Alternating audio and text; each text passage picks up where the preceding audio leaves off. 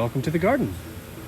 Today I'm going to be completely repotting and propagating my stacking jade, or Crassula perforata. These have been neglected a little bit since I've moved to the new house, so I'm starting over from scratch. So the first thing I'm going to do is just cut them back, give them a real nice low haircut, and see what the living stems look like lower down. Then I'm actually going to break apart the soil and salvage any living stems and get rid of all the dead ones.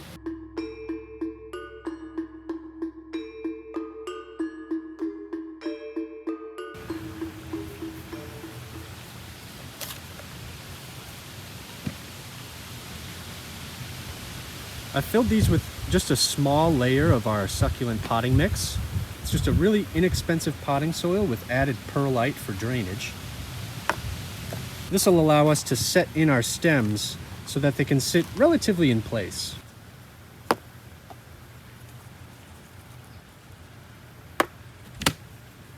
I'm going to start by just adding the old rootstock back in. I think these are still good. Then we can take cuttings. And the top growth is probably the best for taking cuttings. With some of these really long segments, we're definitely going to split them up. So I'm going to shoot for maybe 8-inch or 9-inch segments. It's going to be longer than I usually do. And we strip the bottom leaves.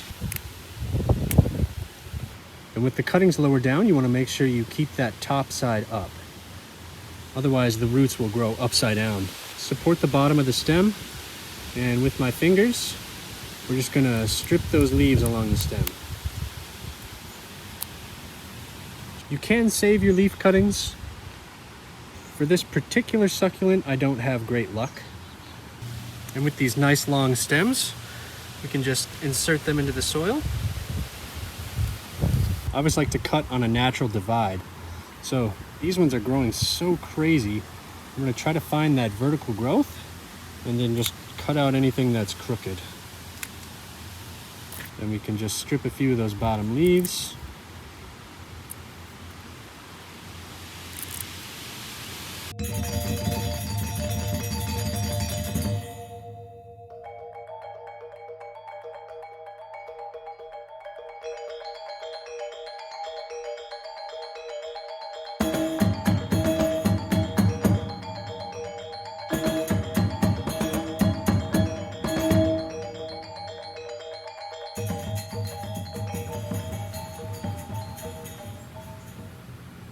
So once we've filled our containers, they look really nice.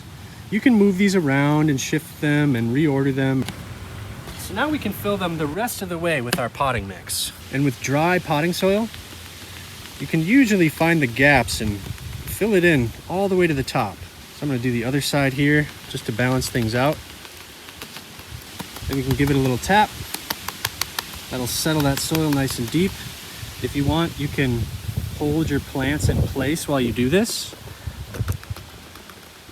That'll make sure that they stay vertical for you. You might find a little hole in the middle that you can fill in. You can redo these at any time.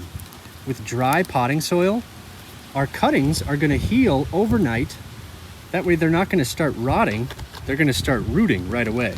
By completely starting from scratch, we're going to know that the soil is nice and fresh and loose, whereas over time it comes compact and it can become hydrophobic where it doesn't really absorb water very well.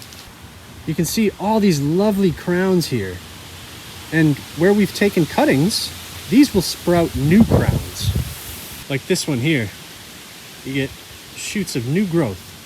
Sometimes it'll fork too. Now we do need to let these heal for at least a day, but we can water them in tomorrow or in a couple days. The last thing I'm going to do before taking these inside is give them plastic basins. For this size pot, I like to use these little peanut butter jar lids.